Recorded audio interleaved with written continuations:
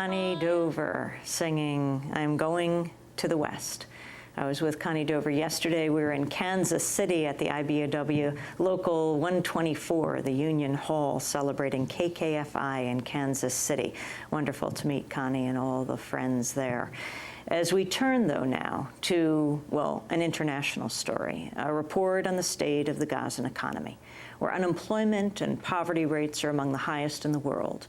Despite international pledges of over $5.2 billion to rebuild Gaza, in the 4 months since Israel's assault, the siege has not been lifted, and only one truck carrying cement and other construction materials has been allowed to entry into the Gaza Strip, according to the Office for the Coordination of Humanitarian Affairs in the Occupied Palestinian Territories. This truck, which Israel permitted in late March, was the first carrying construction materials to be granted entry since last November. Democracy Now!'s Anjali Kamat traveled to Gaza with Jackie Suin of Big Noise Films last month. She filed the story. Gaza is now a land of ruins. On December 27, 2008, Israel launched a brutal 22-day military operation in the Gaza Strip that killed over 1,400 Palestinians, the vast majority civilians. In addition to government and United Nations buildings, it is estimated that 21,000 homes were destroyed in all, leaving 100,000 people homeless.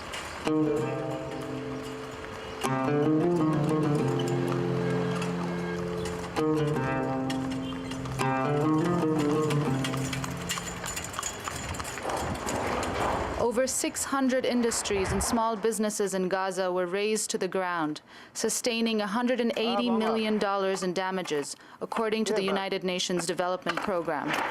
The industrial zone in Azbata Bedrabbo in northern Gaza once housed about 60 workshops and industries. Now it's just a pile of rubble and twisted metal. Abu Amar established the Haddad tile factory and warehouse here just 5 years ago. During Israel's latest assault on Gaza, he closed the factory and moved his family to the relative safety of Gaza City. When we returned after the war, this is what we found. When we first came back, we couldn't even recognize our neighborhood. It was like an earthquake, magnitude 10.0, not just 6.0. This is what we found. If there was any resistance, it must have been from here all the way to the Wafa Hospital, a mile and a half away. They didn't spare a single house or factory, or anything between here and the hospital. I consider this the result of an official decision by the Israeli government to destroy the entire area. We've incurred losses of $2,200,000. Salem Darroj used to work at a cement factory in the same area. Now, he too has joined the burgeoning ranks of the Palestinian unemployed, which some economists estimate has now risen to a staggering 70% in the Gaza Strip. There's nothing going on here, as you can see. Everything is closed. The cars are stopped, the workers are unemployed, and everything is destroyed, as you can see. We are here guarding the business of the people we work for. We can't just leave everything lying around in the open. But at the same time, we can't ask for our salaries. A quarter of Gaza's population depended on agriculture for survival. Now, nearly half of the Strip's agricultural land, infrastructure, and livestock and poultry farms are ravaged. The Food and Agriculture Organization estimates $268 million of losses to Gaza's agriculture sector. Almost all of the 13,000 families reliant on farming, fishing, and herding have been directly impacted. We visited one such family in the Zaytun neighborhood of Gaza City, where 29 members of the Sammuni family were killed.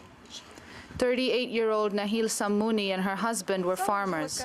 He was injured and buried alive in the Israeli attack, finally rescued from a pile of rubble and corpses 4 days after being given up for dead. He's too weak to work, and his once lush farmland is now a devastated landscape. All of this is farmland. We used to grow chard, lettuce, turnips, radish, all from here.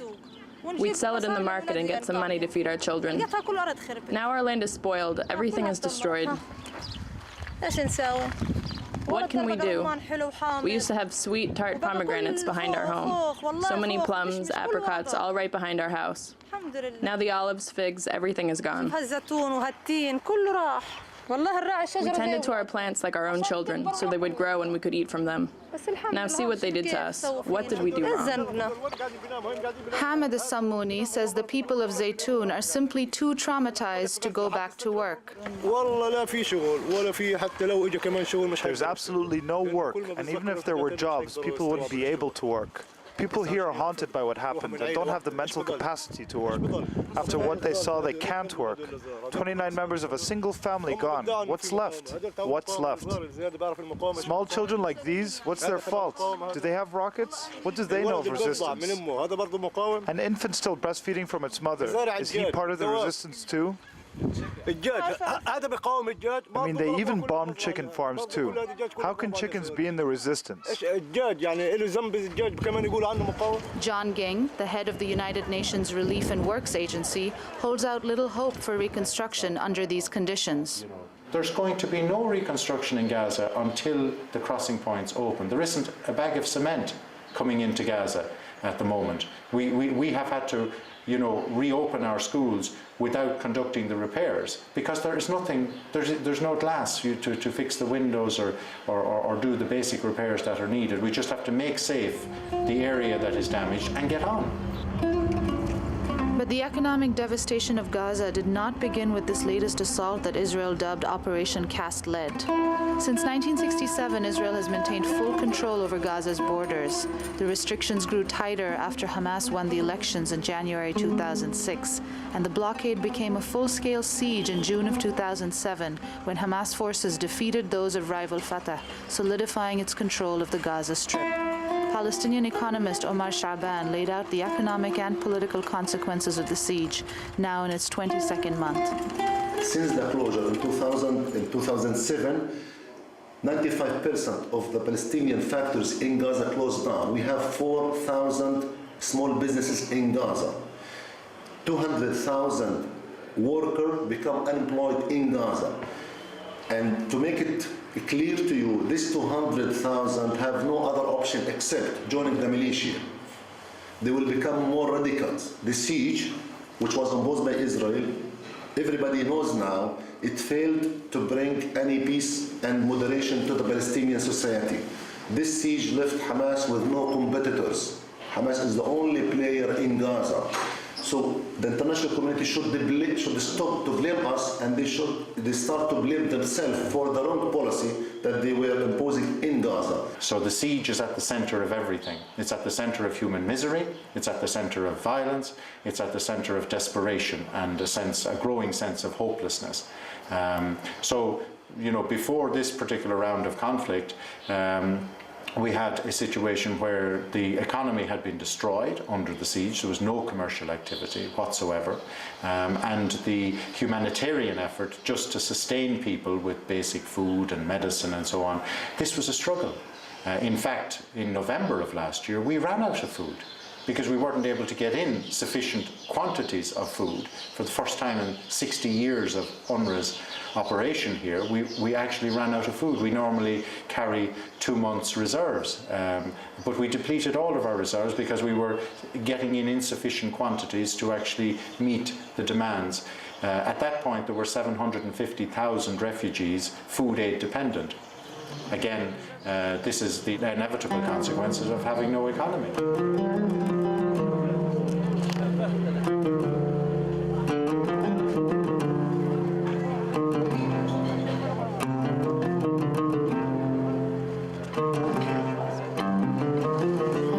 Today, over 1.1 million people in Gaza are dependent on international donations and agencies like UNRWA, UNICEF, and the World Food Programme. With all legal exit and entry points sealed by Israel and Egypt, the 1.4 million Palestinians squeezed into Gaza's 140 square miles of land have been forced to turn underground for survival. The Israeli closed the whole border, so the Palestinian has no other option except to dig tunnels to Egypt to bring commodities and to bring some services.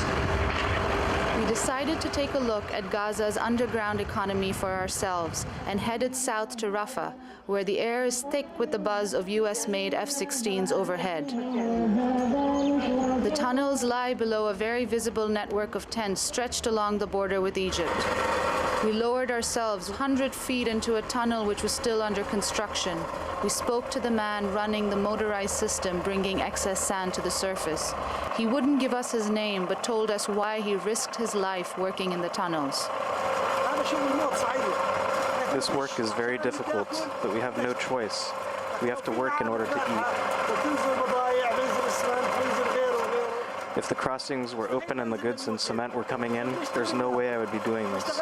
If we work, we eat. If not, we go hungry. This is our only means, our only livelihood. As long as the crossings are closed, there's no alternative to the tunnels.